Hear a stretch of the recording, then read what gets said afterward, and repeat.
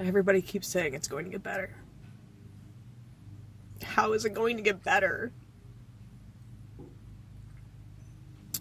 Our economy is so fucked that I work a full-time job. I make $21 an hour working 40 hours a week. I have no extra expenses, no bills out of my living. I have one credit card that's maxed because I've lived off of it, but other than that, I don't have cable. I haven't had cable in 10 years. We have cell phones, but, that's required to live on. But other than that, nothing extra.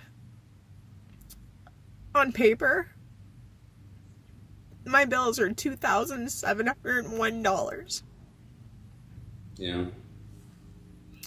Yeah, I tell you guys, like, living in Canada right now is like ridiculously crazy, right? Especially if you're in Ontario. God forbid you're like in a place like Toronto, then yeah, you can just go ahead and forget about it. With $20 an hour, maybe, you probably have to leave with your parents or something. So yeah, I completely sympathize with this lady here. It's really, really tough out there, to be honest. Like, I don't know anyone right now with just one job or with just one source of income. I don't know one person right now that's just on one source of income. It's $2,710. Do the math. $9 a month before I pay for food, gas, car repairs, any entertainment. There's no money for that. Yeah. And my car is dying. It's paid for, so I don't have car payments now that I'm going to replace. Well, that's good. And I don't know how to do that on $9 a month. $9 to feed myself, $9 to buy a car, $9 for insurance. Yeah.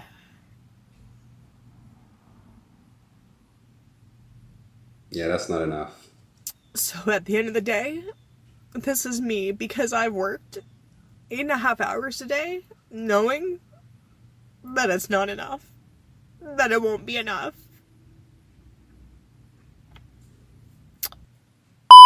Ontario.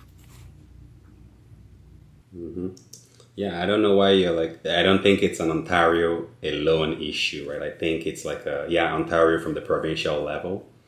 But I think we Canadians, we need to start holding our government, elected officials, completely accountable, right? I don't know if any of you guys have listened to like their parliament sessions, but that's all they do there is just bickering, right? Like here, right? And then they pay themselves like $200K a year. I think last time I checked it was like $185K for a backbench MP, right? So someone just at the backbench. And I heard recently, like during the whole COVID time, that they even gave themselves an extra raise. I think most of them now they're well above $200K a year, right?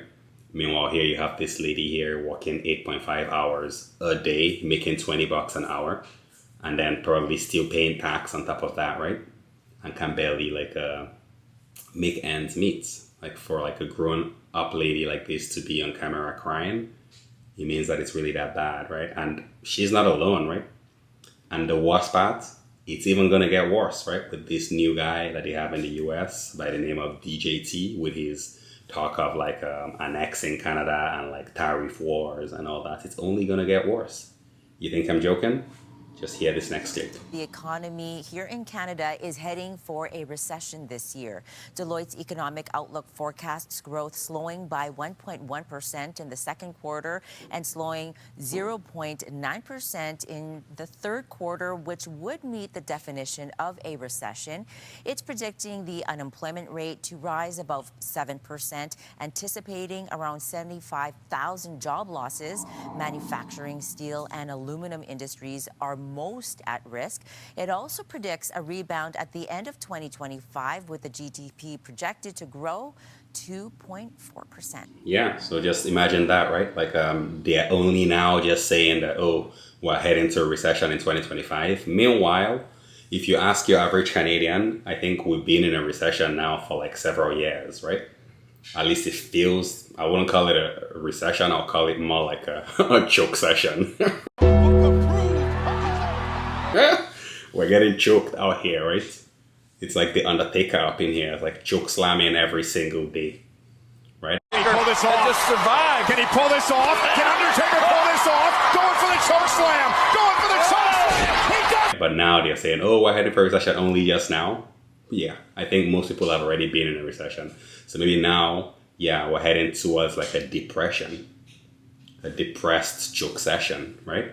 That's what's going on right now. We're way past the recession point. As many of you guys already know, I'm very well off, but I gotta tell you, things are so expensive right now. I don't know what the hell happened and how it happened so fast. And here's a perfect example. Here's my natural gas bill, right? There's a customer charge, there's the delivery fee, there's the carbon tax, then there's the gas supply charge. So that's how much I actually used. I used $97.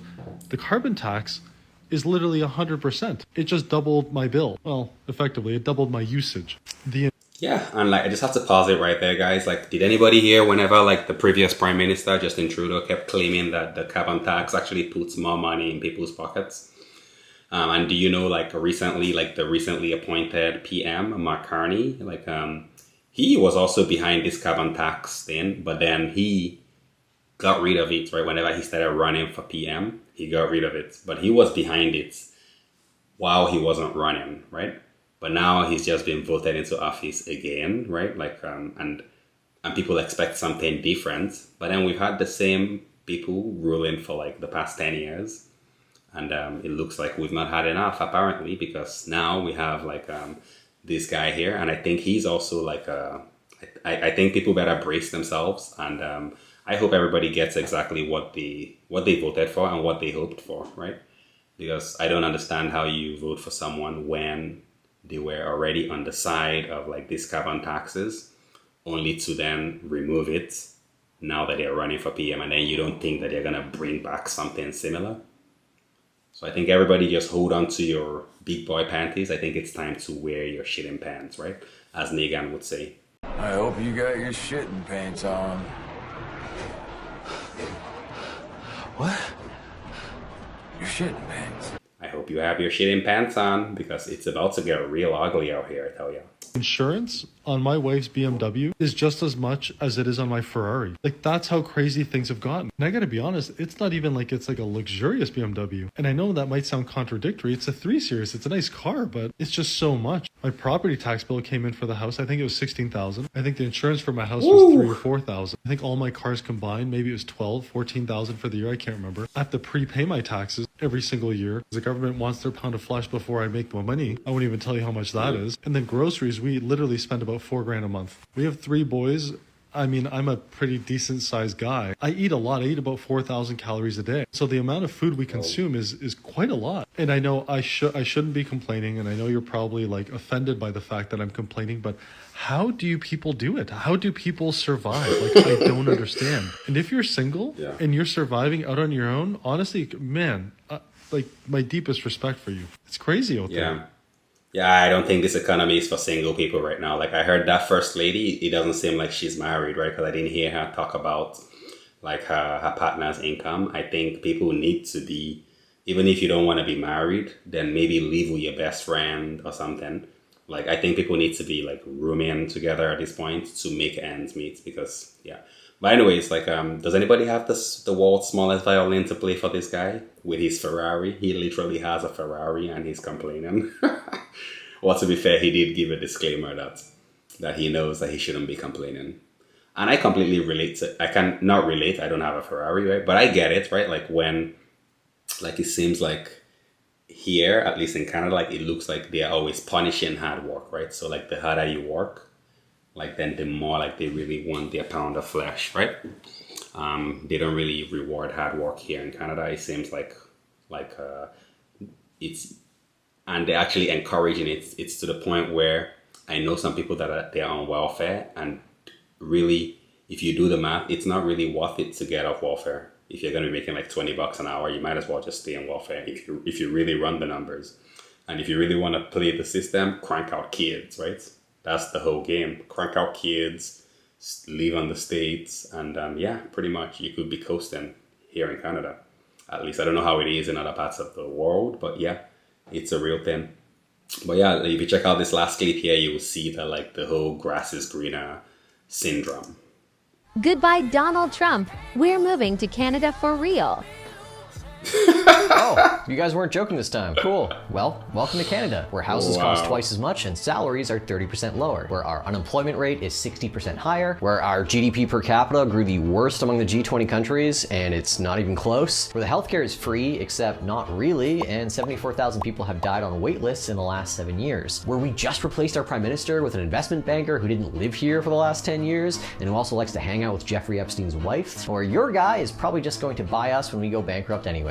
But hey, at least we've got ketchup chips, milk and bags, and less wildfires.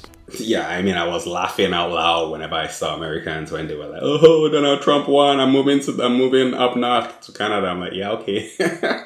I'm sure a lot of people will swap with like those guys from America. It's like, do you want to swap places? You you can take some people's places. I mean, I wouldn't leave Canada to go to the States, to be honest. Only because we're pretty established here. Like we have like the 4 kids, the grandparents are here and all that. But outside of that, really, I don't know why anybody wouldn't go down south, right? He is right. You definitely will be making way more money. Your dollars is going to go a way longer way. You can go on vacations and then like really your dollar is really going to go far, right? So I don't really know how anybody would leave the States to move to Canada. But that's just like, for me, like that's just my opinion. What do I know, right? C students. But y'all let me know what you think down in the comments below. Smash that like, smash that subscribe. And until next time, peace!